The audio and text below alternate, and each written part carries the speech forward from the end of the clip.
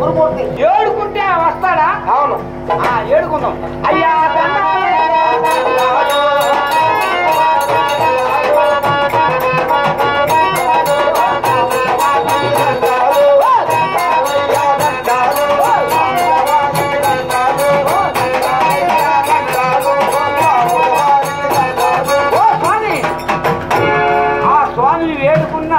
కొలిసిన ఆ స్వామి ప్రత్యక్షమై కోరిన కోరికలు తీర్చే మహానుభావుడు.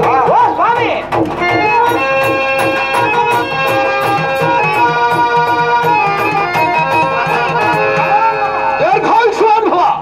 స్వామి తమరెవరో తమరి వృత్తాంతమేమో మాకు ఈ ప్రజలకు తెలియజేయండి స్వామి.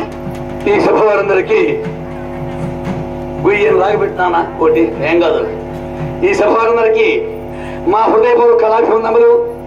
ఎందుకనగా ఈ సభలో కళాకారులు ఉన్నారు, కళాపరుషులు ఉన్నారు, కళాభిమానులు కూడా చాలా మంది ఉన్నారు.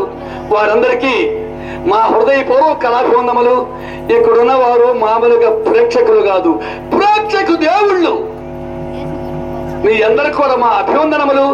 ఎందుకనగా సభాకల్పతలో వందే వేద సౌభామజీవితం శాస్త్రపక్షు సమాయుక్తం ఎంత భ్రమరస్వాభితం. సభానిగా ఒక కల్పతలు లాంటిది.